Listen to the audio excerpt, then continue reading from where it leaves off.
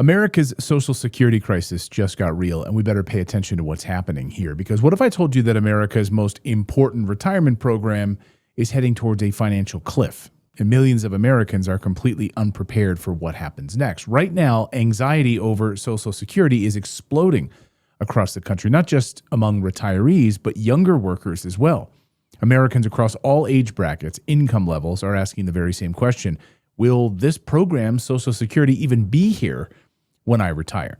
It's a valid concern because the Social Security Administration has warned that the trust fund is projected to run short between 2033 and 2035. That's less than a decade away, if you're keeping track. And if Congress does nothing, benefits could automatically be cut by 23%. Think about that for a second. Millions of retirees already depend on Social Security just to survive. But for many Americans, these checks just aren't income. They are the income. That's the only thing they have. And by the way, it's not even really keeping up with inflation. It's paltry compared to what goods and services cost these days. The system isn't collapsing tomorrow, but the math is becoming impossible to ignore. Today, we're going to break down why Social Security is running out of money, why younger Americans are losing faith in the retirement system altogether, and most importantly, what you can actually do to protect yourself financially before this becomes a full-blown crisis. Because the truth is, whether Congress fixes this problem or not, the era of blindly depending on Social Security and the government is already over. I mean, for decades, Americans were told Social Security would always be there. You work, you pay taxes, retire a few decades later, and then collect your monthly benefits. Pretty simple, right? But the problem is that the system was built for a completely different America. Back when Social Security was created in the 1930s, people had shorter life expectancies. There were far more workers supporting each retiree. I mean, you could argue it's one giant Ponzi scheme. Like all of the current workers are supporting the retirees. And retirement itself was much shorter. I mean, think about how many things have actually changed in the last 90 to 100 years. Today, birth rates have fallen. The workforce is shrinking relative to the retirees, and the baby boomer generation is retiring in massive numbers right now. We've got fewer workers paying into the system, and more retirees are collecting benefits for longer periods of time. Eventually, that math has to stop working. Could help explain the $39 trillion in debt that America is right now. Again, the latest projections show that the Social Security Trust Fund could be depleted as soon as 2033. It doesn't mean Social Security disappears completely. A lot of people misunderstand this. Payroll taxes would still be coming in. The government would still be collecting Social Security taxes from workers, of course. But incoming tax revenue alone would only be enough to cover about 77% of the promised benefits. That's where the estimated 23% benefit cut comes from. And for those who are already struggling financially in retirement, losing nearly a quarter of their income could be incredibly devastating. The real issue here is that millions of Americans have almost nothing saved outside of Social Security. For decades, pensions disappeared. The cost of living exploded. Housing became unaffordable. Healthcare costs surged. And wages failed to keep pace with inflation for many workers. Many Americans stopped prioritizing retirement savings for the sake of just getting by, hoped that Social Security would be there as a backup plan. But Social Security was never designed to fully fund retirement. It was supposed to supplement retirement savings, not replace them. And yet for many Americans, that's exactly what happened. That's why the possibility of future cuts creates so much fear. Many retirees don't have another option. Younger generations are watching all of this unfold in real time. They see national debt exploding. They see entitlement programs under pressure. They see politicians constantly delaying difficult decisions. They're beginning to question whether the traditional retirement model even works anymore. And they're right. Many experts do not believe Congress will allow Social Security checks to suddenly fall by 23%. That would be a political catastrophe, of course, right? It's the third rail.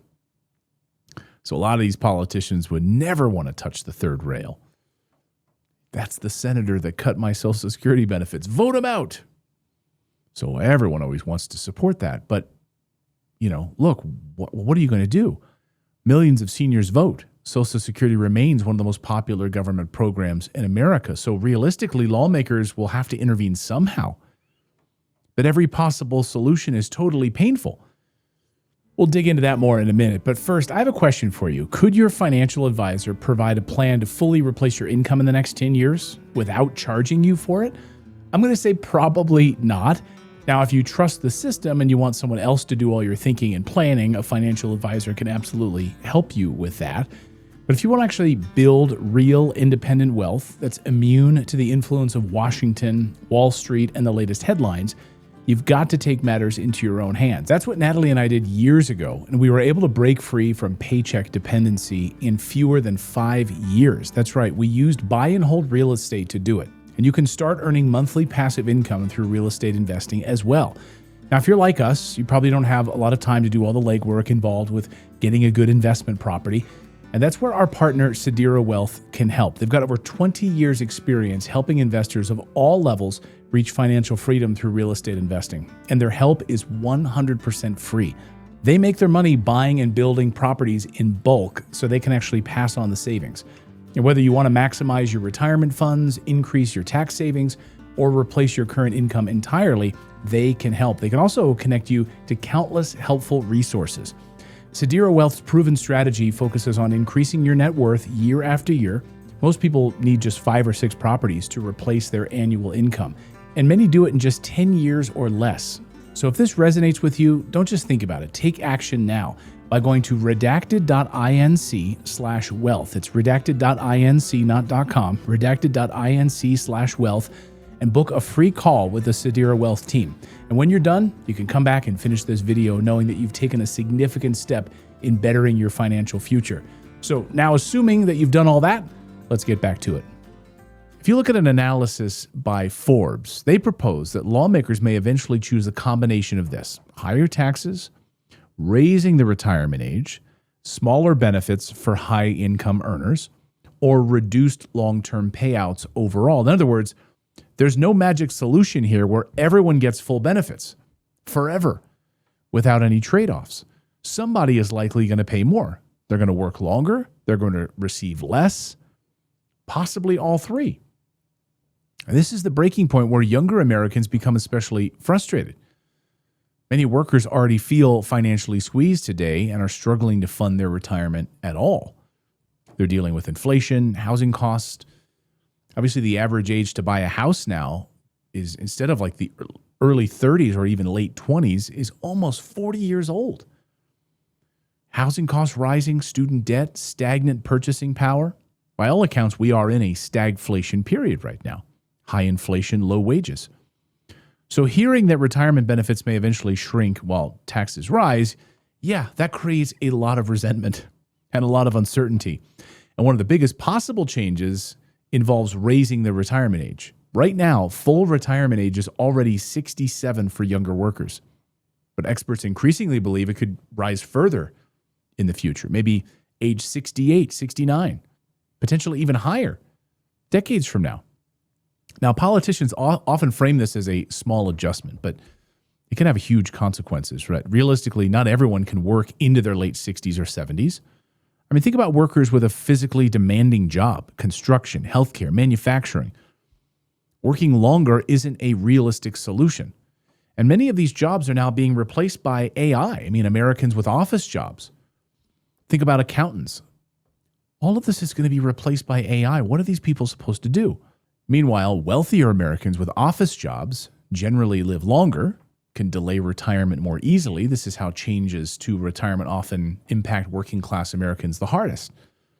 That's why this issue is becoming politically explosive.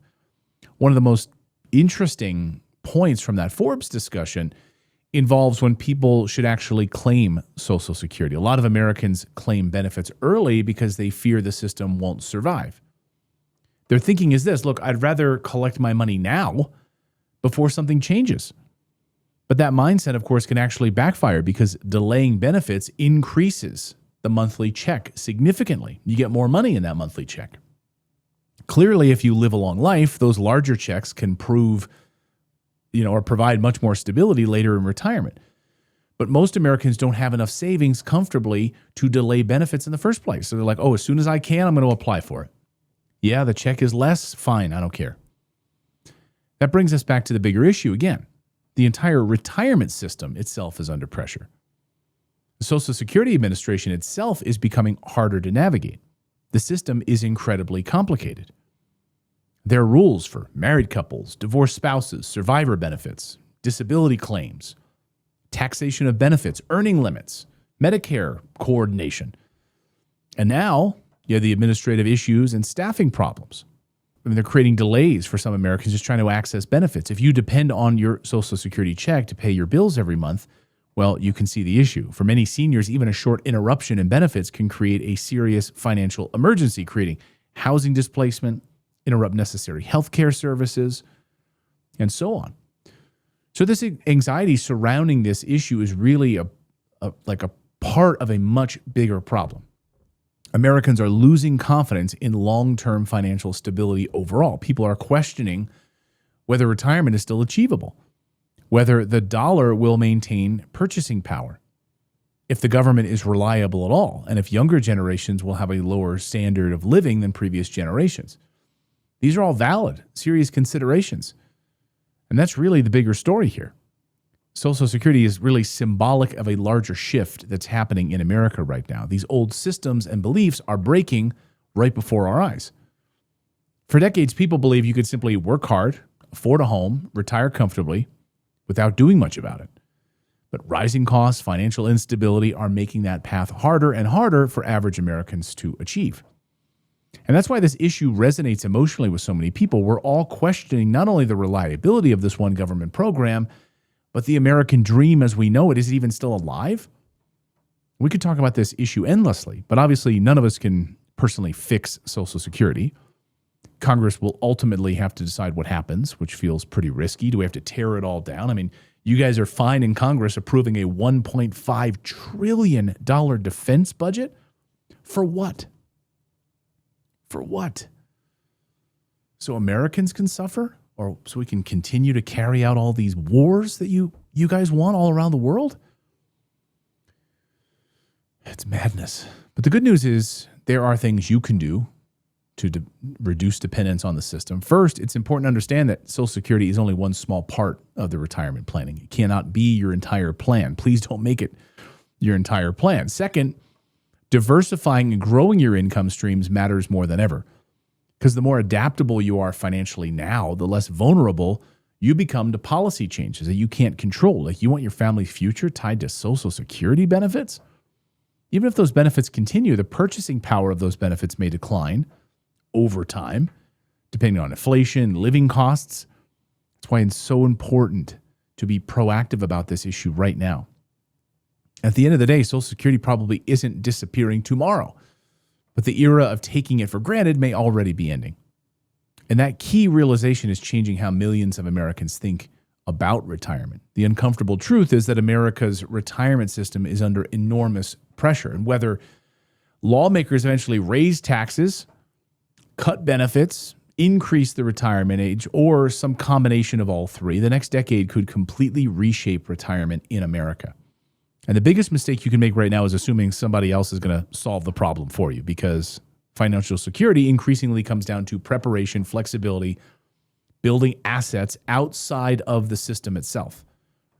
I just hope, the sooner people realize that, the better position they might be for what comes next. So I'd love to hear your thoughts on this topic. What do you think the future of Social Security looks like right now?